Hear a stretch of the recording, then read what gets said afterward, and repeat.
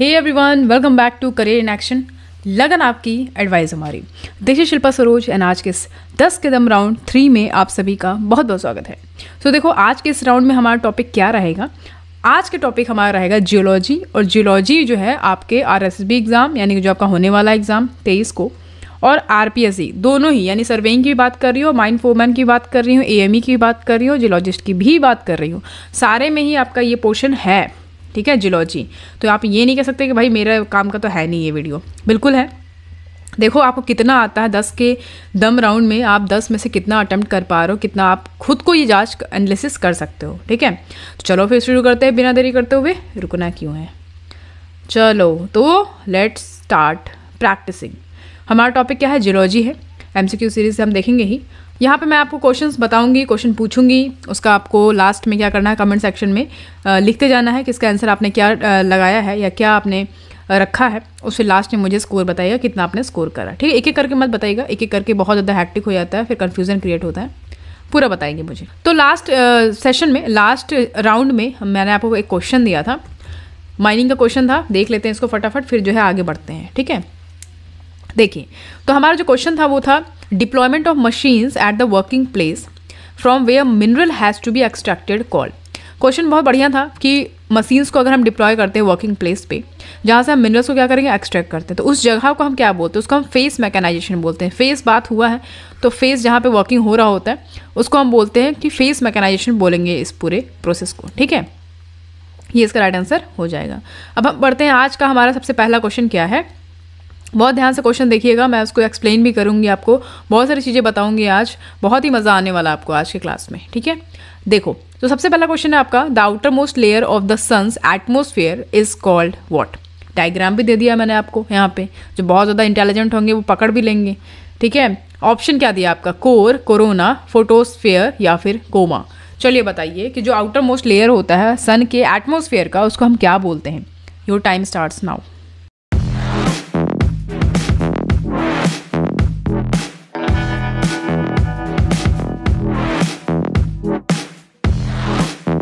Okay, तो इसका जो राइट आंसर है आपका वो क्या हो जाएगा, corona will be the right answer. ठीक है, कोरोना जो है ये देखिए, ये आपका सन है, तो सन का जो आउटर मोस्ट बोला ना कि सन का जो एटमोसफेयर है और जो आउटर मोस्ट लेयर है उसको हम क्या बोलते हैं, उसको हम कोरोना बोलते हैं। समझ पा रहे हो, ये जो है ये हिस्सा पूरा क्या है, ये कोरोना है। ठीक है, तो कोरोना के बारे में, हम कोरोना के बारे में और क्या जान सकते हैं कि ये तो आउटर मोस्ट लेयर है सन का एटमोसफेयर का, ये तो हम समझ में आ गया। सेकंड ये है कि it is a reason of hot, बोल सकते हो आप, it is a reason of hot ionised gases. ठीक है, इनसे पूरा भरा हुआ है। और कहाँ तक एक्सटेंड है ये, एक्सटेंड की अगर मैं बात करूँ तो millions of kilometre into space. समझ पा रहा हूँ, इतना मतलब स्पेस में इसका अगर मैं डिस्टेंस की बात करूँ तो कहाँ तक फैला हुआ है, मतलब मिलियंस ऑफ किलोमीटर। आपका कोई इसका लिमिट नहीं है कि भाई यहाँ आप कह सकते हो कि यहीं पे रुका हुआ है, तो बहुत मिलियंस ऑफ किलोमीटर तक एक्सटेंड है इसका पूरा एरिया। स्पेस की बात कर रही हूँ मैं, तो ये चीज़ें हो जाएंगी। ठीक है, अच्छा अब यहाँ पे और भी ऑप्शन दिया है, कोर, फोटोस्फेयर, कोमा, ये भी देख लेती हूँ। हो सकता है कि क्वेश्चन आपसे इनसे भी पूछ सकता है कि कोर क्या है या फिर फोटोस्फेयर क्या है, तो आपको पता होना चाहिए ना। आप यहाँ से क्लास करके गए हो तो ऐसा थोड़ी है कि बाकी सारा ऑप्शन छोड़ दूंगी, ये भी जान लो। तो कोर को हम क्या बोलते हैं, कोर, तो कोर जो है वो सेंट्रल रीजन है, सेंट्रल रीजन होता है। ठीक है, देखिए ये आपका सन है, ठीक, ये कोरोना हो गया। तो जो अंदर का हिस्सा होता है ना कोर, जैसे अगर मैं ये अर्थ की बात करती हूँ तो अंदर में क्या है, कोर है, फिर मेंटल है एंड देन फिर क्रस्ट है। उसी तरीके से जब सन की बात कर रहे हैं, सन में सबसे अंदर क्या है, कोर है। ठीक है, फिर आप ऊपर और आओगे तो आपको यहाँ पे क्या मिल रहा है, देखो फोटोस्फेयर है एंड देन फिर लास्ट में क्या है, कोरोना है, आउटर सरफेस, उसके अंदर में क्रोमोस्फेयर। ठीक है, तो कोर क्या हो गया आपका, कोर की बात करो तो कोर जो आप बोल सकते हो कि core is the central region of the sun, central region of the sun. ठीक है, जहाँ पे न्यूक्लियर रिएक्शन होते हैं। ओके, और ये बहुत हॉटेस्ट पार्ट है सन का। जाहिर सी बात है अंदर में आप कोर देख पा रहे हो, ये काफ़ी हॉट होगा, मतलब आप समझ नहीं पा रहे हो कि इसका टेम्परेचर कितना हो सकता है। मतलब आप समझ रहे हो, मतलब 15 मिलियन डिग्री अगर मैं बात करूँ, इतना डिग्री सेल्सियस से भी ज़्यादा होता है, इतना तक पहुँच सकता है। आप अंदाज़ा ही मत लगाओ, छोड़ दो, रहने दो, अपने काम का चीज़ नहीं है, इतना जानो। फिर आपका फोटोस्फेयर। ठीक है, तो फोटोस्फेयर क्या है, photosphere is the layer of sun's atmosphere. ठीक है, जिसको आप देख सकते हो। जो आप देख रहे हो ना फोटोस्फेयर, ये वाला आप नेकेड आई से देख सकते हो। यहाँ पे कुछ कुछ पैचेस ब्लैक ब्लैक स्पॉट दिखते हैं, वही है फोटोस्फेयर। ठीक है, यहाँ पे आप ये कह सकते हो कि ये एक ऐसा लेयर है जहाँ पे सन लाइट को प्रोड्यूस करता है। ठीक है, और सन के सरफेस पे आपको दिखता है, जिसको आप देख सकते हो अपने आँख से। तो वो चीज़ें हैं। उसके बाद फिर आपका लास्ट है कोमा। कोमा की अगर मैं बात करूँ तो ये कॉमेट का फीचर होता है। कॉमेट सुने होगे ना आप, हैली कॉमेट वगैरह। तो ये सन नहीं है। कोमा की अगर मैं बात करूँ तो ये कॉमेट का क्या है, एक फीचर है, सन का फीचर नहीं है। ठीक है, तो आप सिंपल कह सकते हो coma is cloudy. Coma is a cloudy glowing region कहाँ बनाता है, that forms around a comet nucleus when it approaches the sun. ठीक है, कॉमेट जब सन के पास जाता है तो एक मतलब ग्लोइंग रीजन बनाता है, एक क्लाउड फॉर्म करता है, उसी को हम कोमा बोलते हैं। ठीक है, इसको इतना याद रखना है आपको। तो समझ में आया पहला क्वेश्चन, बढ़िया था ना, मस्त था। आगे बढ़ जाते हैं अब। यहाँ पे आप देख सकते हो मैंने इसको और थोड़ा सा एक्सप्लोर करा है कि इंटरनल स्ट्रक्चर आप देख पा रहे हो, कोर, रेडियो एक्टिव जोन, फिर कन्वेक्शन जोन है। उसी तरीके से यहाँ पे फोटोस्फीयर ये वाला हिस्सा है, और ये सन स्पॉट है। ये जब आप उससे देखते हो जो आपका एक्सरे रिपोर्ट होता है, उससे भी आप देख सकते हो, आपको ये स्पॉट दिखाई देता है। फिर ये फ्लेयर्स होते हैं, ये जो सोलर फ्लेयर्स होते हैं ना, वो होते हैं ये क्रोमोस्फेयर। तो ये है कोरोना, आप देख पा रहे हो, ये बाहर का हिस्सा है, आउटर स्फेयर। तो इस तरीके से ये डायग्राम को हम समझते हैं। फिर हम आ जाते हैं नेक्स्ट क्वेश्चन पे। नेक्स्ट क्वेश्चन हमारा व्हाट इज़ अ गोसान। तो जितने भी जूलॉजी वाले बच्चे हैं सब समझ में आ पा रहे होंगे कि भाई ये क्या है, क्योंकि लाइव लेक्चर्स में तो उन्होंने काफ़ी समझा है क्या है ये चीज़ें, सेडिमेंट्री रॉक्स जब हम पढ़ रहे थे। तो व्हाट इज़ गोशान। ठीक है, गोशान क्या है।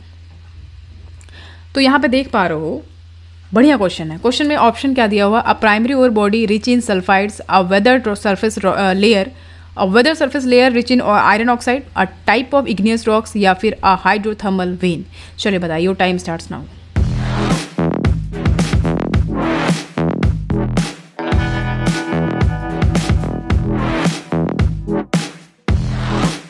ओके, तो यहाँ पे जो है आपका राइट आंसर क्या हो जाएगा, आपका राइट आंसर हो जाएगा a weather surface layer rich in iron oxide. ठीक है, गोसान को कहाँ से आप रिलेट करोगे, आयरन ऑक्साइड से रिलेट करोगे। ठीक है, यहाँ पे कोई भी संबंध इसका इग्नियस, हाइड्रोथर्मल, सल्फाइड्स ये सबसे नहीं होगा।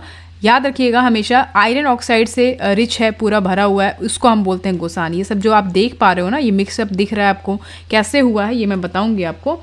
यहाँ पे समझो पहले तो गोसान की बात करते हैं। ठीक है, तो गोसान को आप ये बोल सकते हो कि ये काफ़ी रस्टी, ठीक है, आयरन रिच कैप होता है। कहाँ पे पाया जाता है, सरफेस पे। ठीक है, सरफेस में मिलेगा आपको। तो ये क्या शो करता है, ये क्या शाइन दिखाता है, जहाँ पे भी आपको ये मिलेगा, गोसान जहाँ पे भी मिलेगा, तो आपको ये एक आइडिया मिल जाएगा कि भैया कहीं ना कहीं अगर आप डीपर पे जाते हो, ठीक है, डीपर सरफेस पे जाते हो, तो वहाँ पे आपको sulphide deposits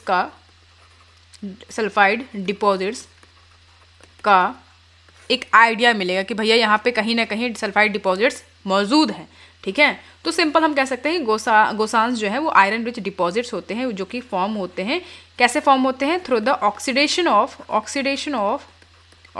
of sulphide deposits. Sulphide deposits का जब ऑक्सीडेशन हो जाए तब गोसान्स फॉर्म होते हैं। ठीक है, ठीक, तो इसको मैं ये भी कह सकती हूँ, देखो यहाँ पे मैं ये भी कह सकती हूँ, देखो जो समझ रहे हो उसको अच्छे से समझो, ऐसा ना हो कि क्वेश्चन में आए तो गलत कर दो।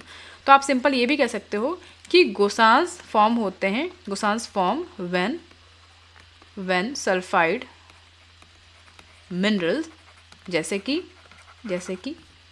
कि पाइराइट और चैल्कोपाइराइट। ठीक है, चैल्कोपाइराइट ये जब रिएक्ट करेंगे, ठीक है, ये जब रिएक्ट करेंगे किसके साथ, ऑक्सीजन के साथ और वाटर के साथ, फिर ये क्या बनाएंगे, ये किसका फॉर्मेशन करेंगे, आयरन ऑक्साइड। ठीक है, आयरन ऑक्साइड एंड हाइड्रोक्साइड। ठीक है, तो इस तरीके से जो है फॉर्मेशन होता है और इस तरीके से गोसान फॉर्म होकर तैयार होता है। ठीक है, तो इसका यहाँ पे कुछ फीचर्स है या कुछ कैरेक्टरिस्टिक्स बोल सकते हो कि जो गोसान है वो आयरन रिच कंपोजिशन का होता है। ठीक है, इसमें हाई आयरन कंटेंट होता है, जैसे कि मैं बोलूँ हेमाटाइट है ना, और इस तरीके से हो सकता है। ये तो हल्का आपको दिखेगा रेड और येलो कलर हो सकता है, डिस्टिंक्ट कलर होते हैं इसमें, रेड, ग्रीन, येलो, ब्लू, ठीक है, क्योंकि इसमें आयरन ऑक्साइड होता है, हाइड्रोक्साइड होता है इसलिए। और एक और चीज़ है पोरोसिटी। पोरोसिटी से भी क्वेश्चन आ सकता है आपसे कि गोसांस में जो है गोसान जो है वो हाईली पोरस होता है, ठीक है, कि इसमें वाटर ऑक्सीजन इनफिल्ट्रेट हो सकता है बहुत ईजिली तरीके से, ठीक है, कि फिर से जो है फर्दर ऑक्सीडेशन होने के चांसेस है इसमें। तो ये समझ में आपका गोसान क्या है। अच्छा, इसमें से अगर कुछ लग रहा है मुझे तो वो बता दूँ आपको। यहाँ पे आप ऑप्शन देख पा रहे हो, a primary ore body rich in sulphide, ठीक है, तो ये राइट आंसर नहीं होगा। A type of igneous rocks, ये भी नहीं होगा। अ हाइड्रोथर्मल वेन भी नहीं होगा। तो ये जो आप देख पा रहे हो, अ टाइप ऑफ इग्नियस रॉक्स, तो गोसान जो है वो इग्नियस रॉक का टाइप है ही नहीं, पहली बात, ठीक है। आप सभी को पता है कि इग्नियस रॉक्स कैसे फॉर्म होता है, by the cooling and solidification of magma या फिर लावा। तो ये तो पहले ही काट दो, ये तो होगा ही नहीं, राइट। उसके बाद फिर हम आ जाते हैं हाइड्रोथर्मल वेन। तो यहाँ पे हाइड्रोथर्मल वेन की बात करूँ तो ये हाइड्रोथर्मल वेन जो है एक टाइप का और डिपॉजिट है जो कैसे फॉर्म होता है, जब हॉट वाटर किस में आ जाए, मिनरल्स में आ जाए, और ये फ्लो करता है रॉक्स के थ्रू। तो सब डिपॉजिट मिनरल इकट्ठा करते हैं, जैसे कि अब क्वार्ट्ज या गोल्ड हो गया। तो गोसान जो है वो एक टाइप का हाइड्रोथर्मल वेन नहीं है, तो ये भी गलत हो जाएगा। और ये जो प्राइमरी और बॉडी रिच इन सल्फाइड दिख रहा है आपको, तो ये इसका मतलब ये होता है कि ये अनअल्टर्ड और डिपॉजिट्स को रिफर करता है, ठीक है। इसमें high amount of sulphide minerals होता है, जैसे कि पायराइट और गलेना, तो ये भी नहीं होगा। तो राइट आंसर आपका ये हो जाएगा। समझ पा रहे हो? बहुत बढ़िया क्वेश्चन था। क्वेश्चन इस तरीके से आपसे पूछ सकते। चलो आगे बढ़ेंगे। क्वेश्चन नंबर हमारा 3 है। अब जैसे यहाँ पे आप देख सकते हो, ये अब इसका डायग्राम है कि प्राइमरी मिनरलाइजेशन प्रोटोर, ठीक है, enrichment zone, then oxide zone and leach zone and then lastly gossan, ठीक है। तो ये इस तरीके से होता है। ये एक अलग ही क्लास चलता है, इसका मैं यहाँ पे नहीं बताऊंगी, ये अलग ही समझने के लिए इसको आपको अलग ही क्लास अटेंड करना पड़ेगा, ठीक है। अभी यहाँ पे क्वेश्चन नंबर 3 पे हम आ जाते हैं। क्वेश्चन नंबर 3 है हमारा, ऑल राइट। क्वेश्चन नंबर 3 हमारा क्या कहता है, which type of ore deposit is typically associated with igneous rock. बढ़िया क्वेश्चन है, कह रहा है कौन सा ओर डिपॉजिट टिपिकली किससे एसोसिएटेड है, इग्नियस रॉक से। Your option is sedimentary deposits, placer deposits, volcanogenic massive sulphide deposit या फिर evaporite deposits. Your time starts now.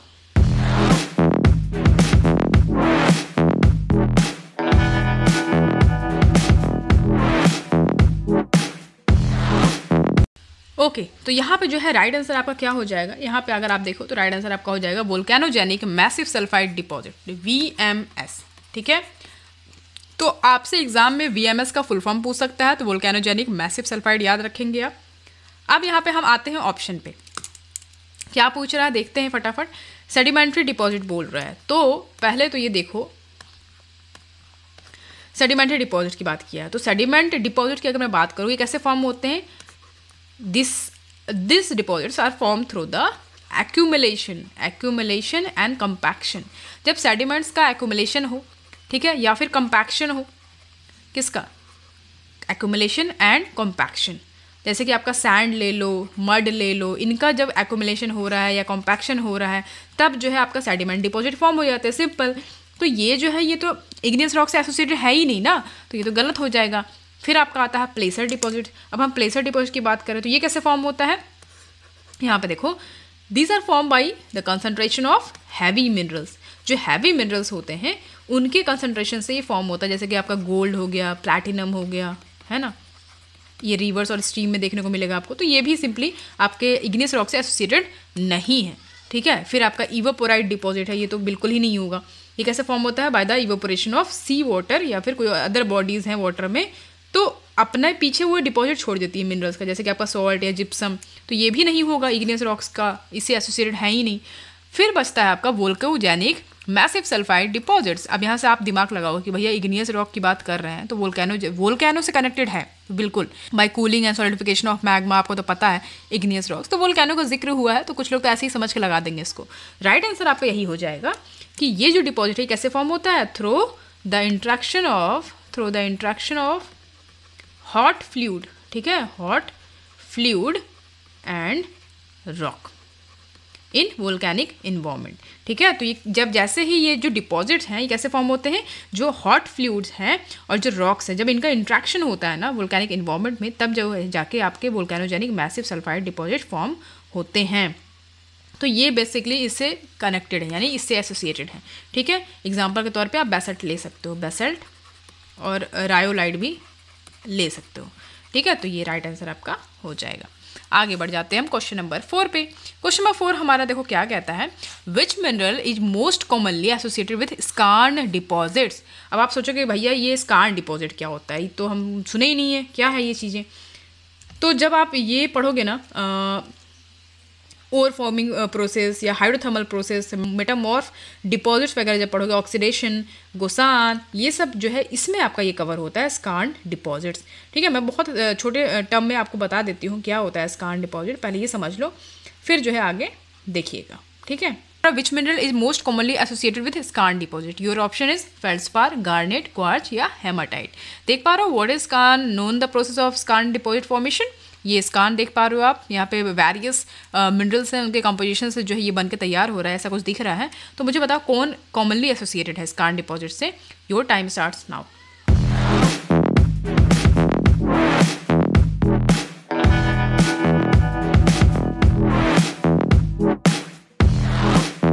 Alright, तो इसका जो है राइट आंसर आपका क्या हो जाएगा, इसका राइट आंसर हो जाएगा आपका गार्नेट। ठीक है, समझ पा रहे हो, राइट आंसर क्या हो जाएगा इसका, गार्नेट हो जाएगा राइट आंसर।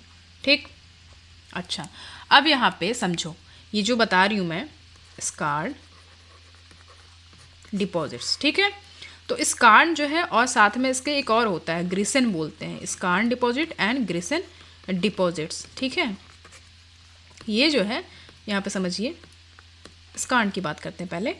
तो स्कार्न एंड ग्रिसेन डिपॉजिट की मैं बात कर रही हूँ। तो ये किस टाइप का ये डिपॉजिट है, तो हाइड्रोथर्मल आप बोल सकते हो, हाइड्रोथर्मल डिपॉजिट्स। डायरेक्ट ऐसे क्वेश्चन पूछ लेगा, बताइए ये जो डिपॉजिट है ये किस टाइप के डिपॉजिट हैं। तो हाइड्रोथर्मल डिपॉजिट के टाइप्स हैं, ये कैसे फॉर्म होते हैं। It is form when magma किसके साथ रिएक्ट कर रहा है, जब मैग्मा किसके साथ इंटरेक्ट करे, कंट्री रॉक्स के साथ। ठीक है, magma interact with country rocks. ठीक है, कंट्री रॉक्स के साथ जब इंटरेक्ट करे मैग्मा तो उसको हम बोलेंगे कि ये क्या हो रहा है, स्कार्न डिपॉजिट यहाँ पे इसके बाद फॉर्म होगा।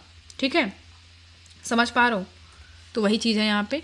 उसके बाद यहाँ पे जैसे मैं एग्जांपल के तौर पे समझाऊँ आपको, जैसे यहाँ पे स्कार्न डिपॉजिट में टंगस्टन ले सकते हो आप, टंगस्टन W, कॉपर Cu और आयरन, ठीक, Fe। ओके, तो इस तरीके से होता है। अब यहाँ पे देखो गार्नेट की मैंने बात करा कि गार्नेट जो है वो मिनरल है, कॉमनली एसोसिएटेड है स्कार्न डिपॉजिट से। तो एक टाइप का क्या है ये, मेटामॉर्फिक डिपॉजिट्स है। कैसे फॉर्म होता है, जब इसका इंट्रैक्शन होता है मैग्मा एंड लाइमस्टोन से, मैग्मा एंड लाइमस्टोन, जब इससे जो है इंट्रैक्शन होगा तो आपका गार्नेट फॉर्म होगा, राइट। अब गार्नेट जो है ये ज़्यादातर इसमें पाया जाता है, स्कार्न डिपॉजिट बोल रहे हैं हम, गार्नेट कहाँ पाया जाता है, स्कार्न डिपॉजिट्स में, along with other minerals also, यानी कि पायरोक्सिन साथ में रहेगा इसके, अदर मिनरल्स यानी कि ये साथ में रहेंगे, इसके साथ पाया जाता है ये। ठीक है, एपिडॉट पायरोक्सिन। तो ये हो गया आपका गार्नेट। ठीक है, अभी यहाँ पे फेल्डस्पार दिया हुआ है, तो ये जो है कॉमन मिनरल्स है आपका इग्नियस। यहाँ पे देखो फेल्डस्पार दिया हुआ है, कॉमन मिनरल्स है इग्नियस और मेटामॉर्फिक रॉक्स का, लेकिन ये टिपिकली स्कार्न डिपॉजिट का कैरेक्टरिस्टिक्स मिनरल नहीं है। क्वार्ट्ज की बात करूँ तो ये भी कॉमन मिनरल्स है बहुत सारे रॉक्स के, जिसमें आपका इग्नियस, मेटामॉर्फिक, सेडिमेंट्री रॉक्स आ जाएगा।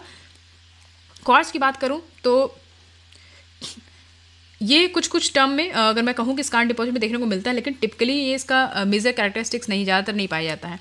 हेमाटाइट की बात करूँ तो ये आयरन ओर डिपॉजिट से रिलेटेड है। ठीक है, तो स्कार्न डिपॉजिट तो होगा नहीं, तो ये इसका राइट आंसर हो जाएगा गार्नेट। ठीक है, आगे बढ़ते हैं। नेक्स्ट क्वेश्चन है आपका, what is the temperature range associated with mesothermal deposit. ठीक है, तो यहाँ पे क्या बोल रहा है, टेम्परेचर रेंज बताना आपको मेसोथर्मल डिपॉजिट्स का, जो कि ऑप्शन आपको देख पा रहे हो, 50 डिग्री से 150 डिग्री सेल्सियस, 200 से 300 डिग्री सेल्सियस, 300 से 600, 700 से 1000 डिग्री सेल्सियस। बताइए, योर टाइम स्टार्ट्स नाउ।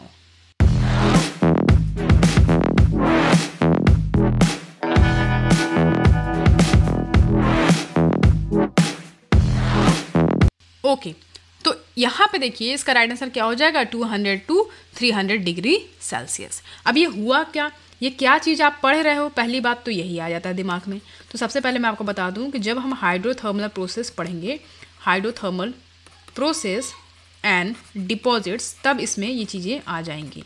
ठीक है, हाइड्रोथर्मल डिपॉजिट की अगर मैं बात करूं तो ये कैसे फॉर्म होता है, जब कोई मिनरल प्रेसिपिटेट हो।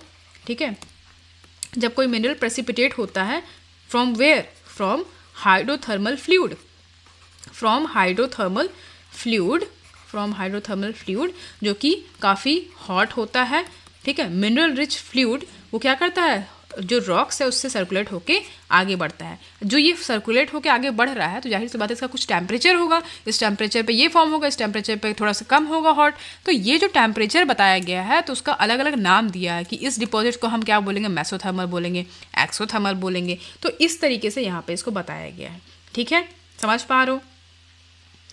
तो बस वही चीज़ यहाँ पे मैं आपको बता दे रही हूँ सही से, अगर एग्ज़ाम में आता है तो गलत मत करना। ठीक है। अच्छा, अब यहाँ पे टेम्परेचर फॉर्मेशन है, टेम्परेचर फॉर्मेशन, इसको थोड़ा सा छोटा करते हैं, काफ़ी बड़ा है ये। हाँ, temperature formation of hydrothermal deposits. ठीक है, हाइड्रोथर्मल डिपॉजिट्स दिया हुआ है, टेम्परेचर हाइड्रोथर्मल डिपॉजिट्स।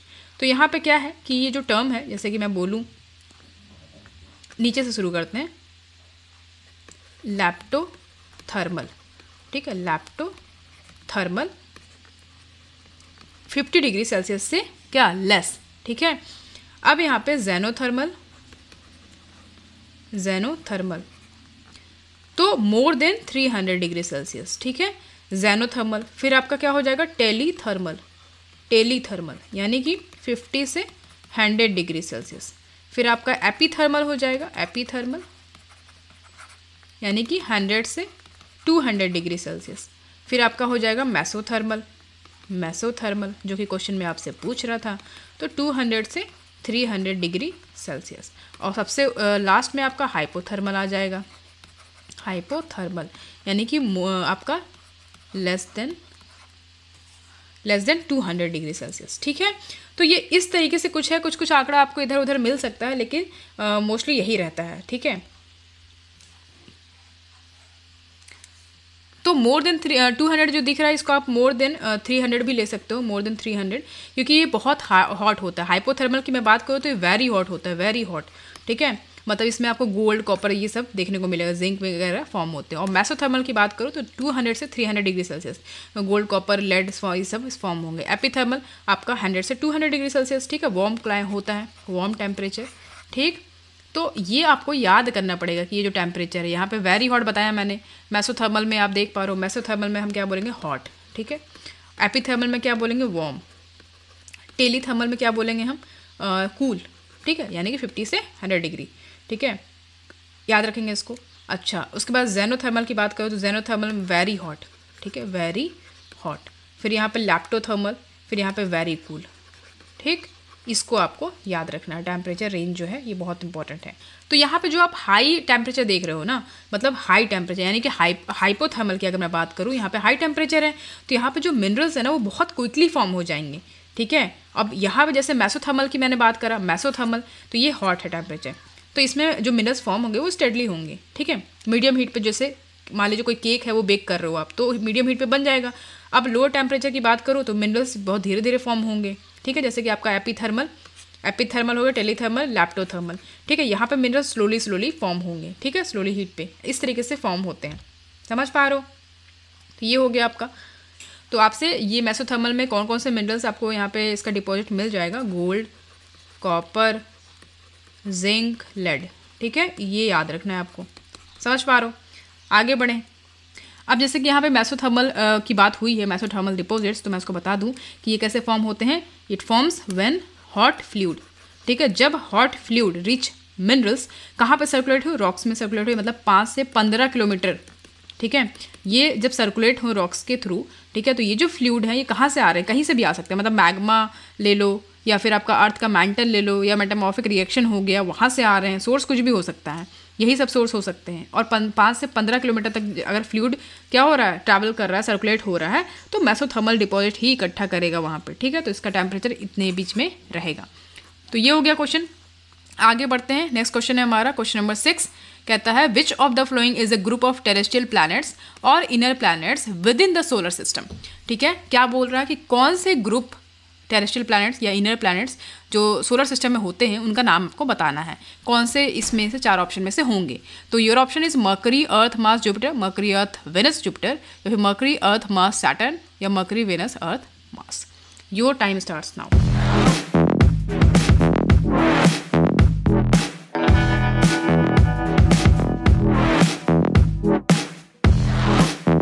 चलिए अब इसका जो है राइट आंसर कैसे समझेंगे हम, यहाँ पे मैंने डायग्राम दिया है उसको देखते हैं पहले। देखिए तो ये हो गया हमारा सन, ठीक है, सन। और जो हमारे 8 प्लैनेट्स हैं उनके नाम कैसे आपको तो पहले पता ही होगा, यानी कि आपका mercury, Venus, Earth, Mars, Jupiter, Saturn, Uranus और नेपच्यून। तो जो स्टार्टिंग के 4 प्लैनेट्स होते हैं ना, जिनको हम क्या बोलते हैं, स्टार्टिंग के जो 4 प्लैनेट्स हैं, यानी कि ये जो 4 प्लैनेट्स हैं इनको हम इनर प्लैनेट्स बोलते हैं, जो सन के करीब होते हैं और सन से बहुत दूर है तो इसलिए इसको हम आउटर प्लैनेट्स नाम दे दिया हमने, जुपिटर, सैटर्न, यूरेनस और नेपच्यून, ठीक है। तो इनको हम क्या बोलेंगे, आउटर प्लैनेट्स, ठीक है। और ये जो इनर प्लैनेट्स हैं ये हो जाएंगे हमारे क्या, टेरेस्ट्रियल प्लैनेट्स, ठीक है, मरकरी, वेनस, अर्थ, मार्स। समझ पा रहे हो, 2 ग्रुप्स में बांट दिया गया इनको, इनर प्लैनेट्स और आउटर प्लैनेट्स। तो इनर प्लैनेट्स में आपका क्या हो गया, मरकरी, वेनस, अर्थ और मार्स। इनका कैरेक्टरिस्टिक्स की अगर मैं बात करूँ तो ये काफ़ी स्मॉल साइज़ में होते हैं, इनमें काफ़ी रॉकी कंपोजिशन होते हैं, ठीक है, रॉक्स वगैरह से मिलके बने हुए हैं और ये काफ़ी क्लोज हैं सन के। इनका जो ऑर्बिटल पीरियड्स होता है घूमने की वो काफ़ी फास्ट होती है, ठीक है। ऑर्बिट इनका जाहिर से बात है सन के पास है तो जल्दी जल्दी घूम लेगा, जो जितने ही दूर प्लैनेट्स होंगे उनको उतना ही टाइम लगेगा ऑर्बिट पे घूमने में, समझ पा रहे हो।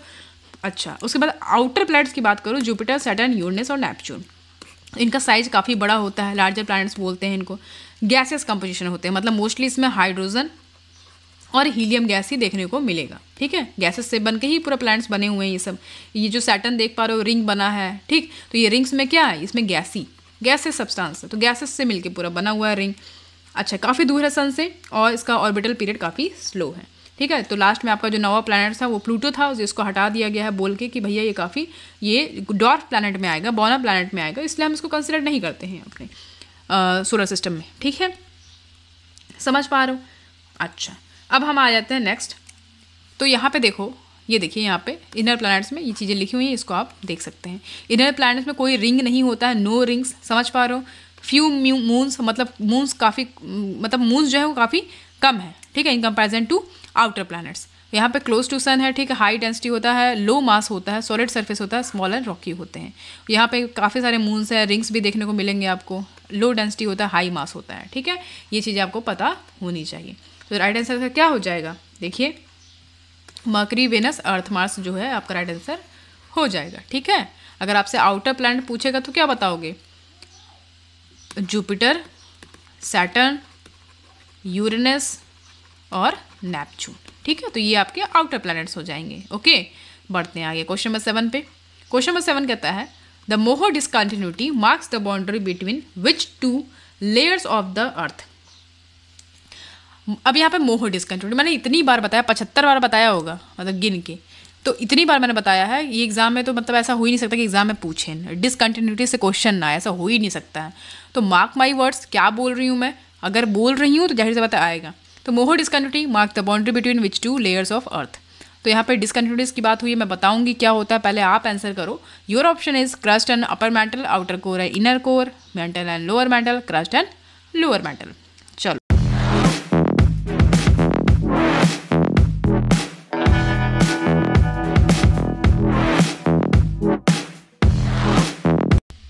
ओके, तो यहाँ पे जो है आपका राइट आंसर क्या हो जाएगा, एक्चुअली मोहो नहीं, उसका पूरा नाम है, उसको बोलते हैं मोहोरो विसिक डिसकंटिन्यूटी, ठीक है, कभी कभी मोहो भी लिख देता है।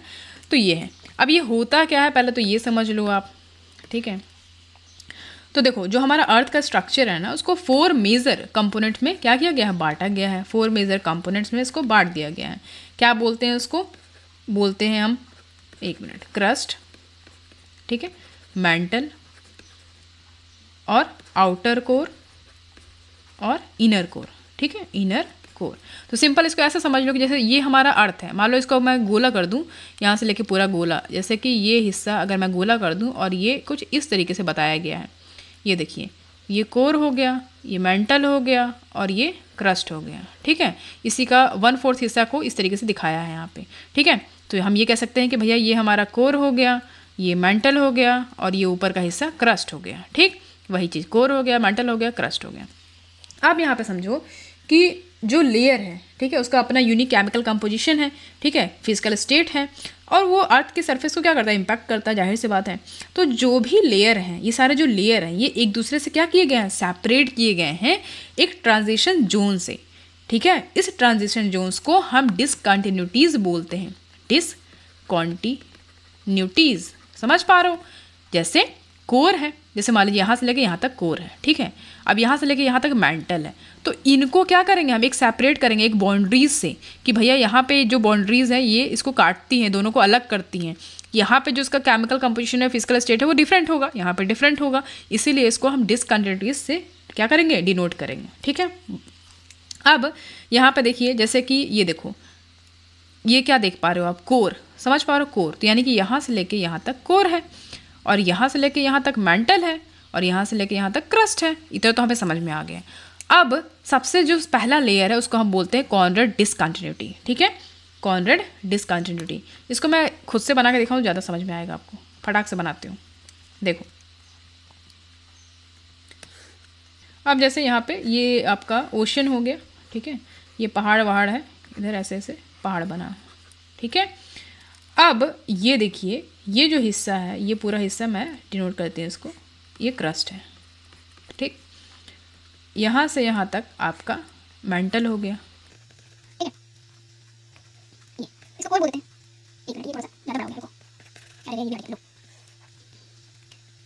ये लो, ठीक है, मेंटल। एक्चुअली मेंटल थोड़ा सा ऊपर तक होगा, ये यहाँ तक नहीं ख़त्म होगा, ये और थोड़ा सा ऊपर बनाना पड़ेगा मुझे, मेंटल का थोड़ा सा हिस्सा ज़्यादा है ना, तो मेंटल हो गया ये। तो ये हो गया आपका क्रस्ट। अब क्रस्ट में भी जो ये वाला हिस्सा है इसको हम क्या बोलते हैं, इसको हम बोलते हैं लिथोस्फेयर, लिथोस्फेयर। और ठीक इसी के नीचे जो एक लेयर होता है उसको हम बोलते हैं क्या, एस्थेनोस्फेयर, ठीक है, एस्थेनोस्फेयर। और ये जो हिस्सा है ये आपका मेंटल हो गया, ये आपका कोर हो गया, समझ पा रहे हो। अब कोर में भी क्या होता है कि आउटर कोर होता है और इनर कोर होता है, ठीक है। तो ये जो नीचे वाला हिस्सा है यानी कि इनर कोर, और इसी में आउटर कोर। अब ठीक उसी तरीके से मेंटल में भी होता है कि ये आपका अपर मेंटल हो जाता है, अपर मेंटल, और ये लोअर मेंटल, ठीक। अब क्रस्ट में भी इसी तरीके से outer core, sorry outer crust, और यहाँ पे सॉरी अपर क्रस्ट होता है, वैसे अपर क्रस्ट और लोअर क्रस्ट, ठीक है, ये चीज़ें। तो ये चीज़ें आपको समझना है। अब जब एक दूसरे से इसको हम अलग करेंगे तो हम इस तरीके से नाम इसको दे सकते हैं। कॉनरेड डिसकंटिन्यूटी की अगर मैं बात करूं तो ये जो ट्रांजिशन जोन है ये अपर एंड लोअर क्रस्ट के बीच का हिस्सा है। ये हिस्सा जो है देखिए, अपर क्रस्ट लोअर क्रस्ट, इन दोनों के बीच का जो एक ट्रांजिशन जोन है उसको हम क्या बोलते हैं, कॉनरेड डिसकंटिन्यूटी, ठीक है। उसी तरीके से जब हम मोहर डिसकंटिन्यूटी की बात करेंगे, ये मोहर डिसकंटिन्यूटी, तो ये किसके बीच का आपका ट्रांजिशन जोन है, transition zone between crust and mental. तो क्रस्ट और मेंटल के बीच का ये ट्रांजिशन जोन है जिसको हम मोहर डिसकंटिन्यूटी बोलते हैं, ठीक है। अब उसी तरीके से आपका रैपिड डिसकंटिन्यूटी है, रैपिड डिसकंटिन्यूटी ये किसके बीच का है, ट्रांजिशन जोन है आपका आउटर मेंटल और लोअर मेंटल, इन दोनों के बीच का ट्रांजिशन जोन है, ये देखो।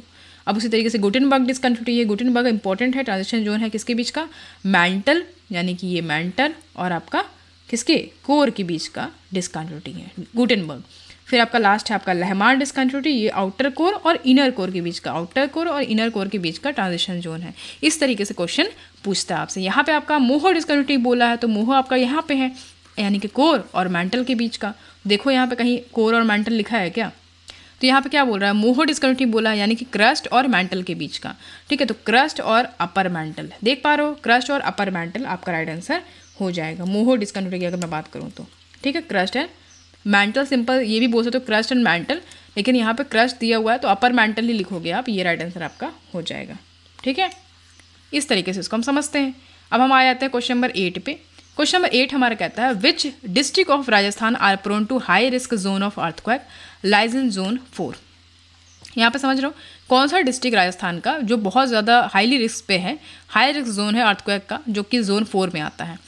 तो यहाँ पे ऑप्शन दिया हुआ बामर, जैसलमेर, अलवर, जोधपुर, भरतपुर, जालोर। आपका ऑप्शन है ओनली ए एंड बी, यानी कि सिर्फ बरमार, जैसलमेर, या फिर ए बी डी ई, या फिर ए सी ई एफ, या फिर all of the above. Now your time starts now.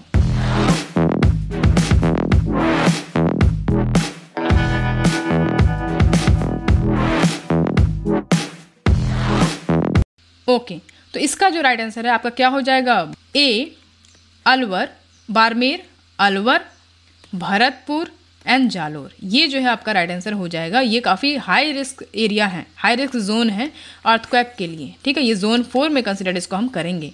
अब इसको एक मैप से समझाती हूँ आपको। ये देखो, ये जो चार्ट है ना, ये इंपॉर्टेंट है मैप का। राजस्थान अर्थक्वेक जोन, ये आपको ऑफिशियल वेबसाइट से मैंने निकाला है। तो यहाँ पे आप देख सकते हो earthquake high damage risk zone दिया हुआ है। हाई डैमेज रिस्क जोन को हम 4 नंबर पे रखे हैं, हमने 4th जोन में रखा है इसको, ठीक है, यानी काफ़ी रेड एरिया है। और मॉडरेट डैमेज की अगर मैं बात करूँ तो उसको हम किस जोन में रखे हैं, जोन 3 में, ठीक है। और अर्थक्वेक लो डैमेज जोन की अगर मैं बात करूँ तो जोन 1 में रखे हैं, ठीक है। इसको हम लो जोन बोलते हैं। मॉडरेट जोन 3 है, और आपका जो आपका हैवी डैमेज है यानी हाई डैमेज रिस्क जोन जो है वो 4th कहलाएगा, ठीक है। इसीलिए यहाँ पे देख सकते हो बाड़मेर एरिया है, जालोर है, अलवर है, भरतपुर है।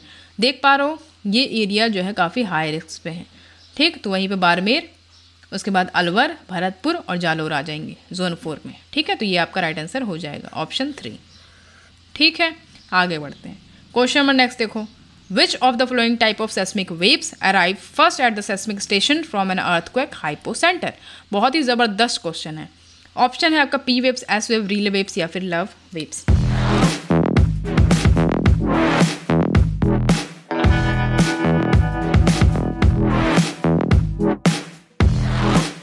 ओके, तो इसका जो राइट आंसर है वो आपका क्या हो जाएगा, पी वेव्स हो जाएगा, ठीक है, जिसको हम प्राइमरी वेव्स बोलते हैं। पी वेव्स को हम क्या बोलते हैं, प्राइमरी वेव्स। एस वेव्स को हम सेकेंडरी वेव्स बोलते हैं, ठीक है, सेकेंडरी वेव। बाकी ये जो 2 वेव्स हैं इसको हम सरफेस वेव्स बोलते हैं, सरफेस वेव, ठीक है। अब यहाँ पे अर्थक्वेक का मूवमेंट दिखा रहा है, देख पा रहे हो यहाँ पे अंदर में आप देख पा रहे हो काफ़ी यहाँ से आ रहा है जो अर्थक्वेक है, यहाँ से वाइब्रेशन स्टार्ट होता है। तो जिस एरिया से, या फिर आप सिंपल ये कहो कि 2 टर्म है, इसको आपको बिल्कुल भूलना नहीं है, हाइपोसेंटर और एक होता है एपी सेंटर, ठीक है, हाइपोसेंटर और एपी सेंटर। हाइपो मतलब काफ़ी अंदर में है, सिंगल है, ये समझो, हाइपो से सिंगल को याद रखना है, ठीक है। तो हाइपोसेंटर जो है यहाँ पे आप देख पा रहे हो, ये जो हिस्सा है इसको हम बोलते हैं हाइपोसेंटर या फिर फोकस, ठीक है। तो कभी कभी क्वेश्चन में ये भी बोलता है क्या फोकस को हम हाइपोसेंटर बोल सकते हैं, तो बिल्कुल बोल सकते हैं। तो हाइपोसेंटर और फोकस एक ही चीज़ है। तो हाइपोसेंटर क्या है, एक ऐसा पॉइंट है अर्थ के क्रस्ट के अंदर जहाँ पे अर्थक्वेक एक्चुअल में अकर होता है, ठीक है, तो उसको हम हाइपोसेंटर बोलते हैं। या ये कह लो कि एक ऐसा लोकेशन जहाँ पे फॉल्ट स्टार्ट होता है, मतलब सेस्मिक एक्टिविटीज़ हो रही हैं, सेस्मिक वेव्स आ रही हैं, अपना हरकत दिखा दी हैं, तो फॉल्ट वहाँ पे बढ़ना स्टार्ट हो जाता है। अब यहाँ पे एनर्जी रिलीज होगी किस फॉर्म में, एनर्जी सेस्मिक वेव्स के फॉर्म में, और ये जो वेव्स हैं ये इस तरीके से होते होते सरफेस तक पहुँचेंगी, समझ रहे हो। तो ये हो गया आपका फोकस और आपका हाइपोसेंटर। अब एपी सेंटर क्या होता है, एपी सेंटर ये देखो, ये सरफेस पे एपी सेंटर है, एग्जैक्टली ये। तो जब ये यहाँ से सेस्मिक वेव्स जाती हैं और ऊपर तक पहुँचती हैं तो ये क्या कहलाती है, एपी सेंटर। तो एपी सेंटर एक ऐसा पॉइंट है अर्थ सरफेस के ऊपर, अर्थ सरफेस के डायरेक्टली ये कह सकते हैं हम कि हाइपोसेंटर के ठीक ऊपर का जो पॉइंट है सरफेस तक, उसको हम एपी सेंटर बोलते हैं, ठीक है। एक ऐसा लोकेशन जहाँ पे जो सेस्मिक वेव्स हैं वो अर्थक्वेक का सबसे पहला जो तबाही मचाती है वो वहीं पे मचाती है सरफेस पे जाके, तो उसको हम एपी सेंटर बोल सकते हैं, ठीक है। तो ये आपका राइट आंसर हो जाएगा, ओके। अब यहाँ पे बात हुई है पी वेव्स की, थोड़ा सा इसका भी बात कर लेते हैं कि ये फास्टेस्ट वेव कहलाएगी सेस्मिक वेव्स का, जो कि सरफेस से पहले पहुँचती है सरफेस पे, ठीक है। उसके बाद सेकेंडरी वेव्स पहुँचती है, जो कि जो पी वेव से स्लोअर है वो सेकेंडरी वेव्स है, फिर आपका रिले वेव्स और लव वेव्स आ जाते हैं। ये सब क्या है, सरफेस वेव्स हैं, बाद में पहुँचती हैं, ठीक है। लव वेव्स, रिले वेव्स याद रखेंगे, इंपॉर्टेंट है। अच्छा, यहाँ पे एक और चीज़ इंपॉर्टेंट है, पी वेव्स जो है ये जो अर्थ के इंटीरियर में ट्रैवल करती है तो इसको कंप्रेशनल वेव्स भी बोलते हैं। कैसे, इसका जो वेव है, इसका जो ट्रैवल का टाइप है वो कंप्रेशनल वेव्स है, इसको याद रखना है, कंप्रेशनल टाइप्स वेव्स, ठीक है। और जो एस वेव होता है ये ट्रांसवर्स वेव होता है, ट्रांसवर्स वेव। इसका जो स्पीड है कंप्रेशनल वेव्स का, ये fastest type of seismic wave है, सबको पता है। स्पीड इसका कितना है, 8 से 14 किलोमीटर पर सेकेंड, ठीक है। इतने रफ्तार से चलती है ये, और इसीलिए सबसे पहले पहुंचती है कहाँ पे, सरफेस पे, ठीक है। अब हम आ जाते हैं नेक्स्ट, हमारा जो क्वेश्चन है, लास्ट क्वेश्चन है, which of the following is not a suitable method for dating pre Cambrian rocks. कह रहा है कि कौन सा सुटेबल मैथड नहीं है इन 4 ऑप्शन में से प्री कैम्ब्रियन रॉक्स को डेट करने के लिए, मतलब डेटिंग जब हम करते हैं उसकी, तो उसके सुटेबल मैथड नहीं है। देख पा रहे हो ऑप्शन में 14C dating, 1RBSR dating, SMND dating या फिर UPB dating. Your time starts now.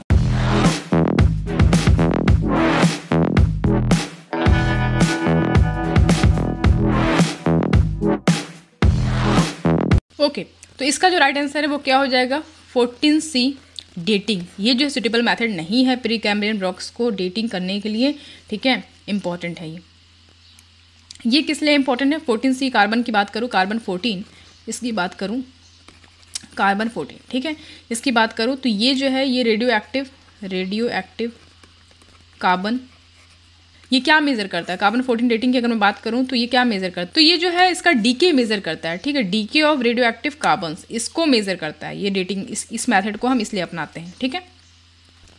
तो जो डेटिंग अगर मैं बात करूँ कि अगर हम डेटिंग करते हैं कार्बन 14C यानी कार्बन डेटिंग अगर हम करते भी हैं तो 50,000 साल पुराना मटेरियल तक हम डेटिंग कर सकते हैं, ठीक है, इतना पुराना मटेरियल का डेटिंग हम कर सकते हैं। लेकिन ये सूटेबल नहीं है प्री कैम्ब्रियन रॉक्स के लिए क्योंकि ये उससे भी ज़्यादा पुराना है, ठीक है। अच्छा, तो मतलब हम 50,000 साल तक कर सकते हैं, उससे पुराना हो तो हम नहीं कर पाएंगे, ठीक है। उसके बाद फिर आपका यहाँ पे देखो ये आपका RBSR डेटिंग, ठीक है, RBSR डेटिंग की बात करूँ मैं, यानी कि इसको हम बोलते हैं क्या, रूबिडियम, ठीक है, रूबिडियम, और SR जो है आपका क्या है, स्ट्रॉन्टियम, ठीक, स्ट्रॉन्टियम 87। तो ये जो डीके है ये half life approximately 50 billion years तक हम इसको कर सकते हैं डेटिंग इससे। तो ये मतलब हंड्रेड्स ऑफ मिलियन से बिलियंस ऑफ ईयर्स ओल्ड तक का हम डेटिंग कर सकते हैं, है ना। तो प्री कैम्ब्रियन रॉक्स के लिए ये डेटिंग सही है, हम कर सकते हैं। यहाँ पे ऑप्शन में आपसे नॉट पूछा था तो ये नहीं कर सकते हैं। SMND डेटिंग भी कर सकते हैं। इसका क्या मतलब होता है, SM मतलब समारियम और ND का मतलब क्या होता है आपका नियोडाइमियम, ठीक है। इसका 147 होता है, इसका 143 होता है, ठीक है। तो ये भी कुछ 100+ बिलियन ईयर्स तक आप अप्रॉक्सीमेटली डेटिंग कर सकते हो रॉक्स का। तो ये भी आप कॉमनली हम यूज़ कर सकते हैं प्री कैम्ब्रियन रॉक्स के लिए। और इसी तरीके से आपका यूरेनियम और लेड, ये भी जो है हम इससे कर सकते हैं रेटिंग प्री कैम्ब्रियन की। तो 14C जो है आपका राइट आंसर हो जाएगा, इससे नहीं कर सकते हैं, ठीक है। तो ये आपका राइट आंसर हो गया। ओके, इस तरीके से आपने 10 क्वेश्चन देखा। मुझे बताओ कि आपने कितना स्कोर किया आउट ऑफ 10, जल्दी से बताओ आउट ऑफ 10 कितना स्कोर किया आपने। जाते जाते आप सबके लिए एक क्वेश्चन है मेरी तरफ से, which of the flowing is a plate boundary as well as strike slip fault.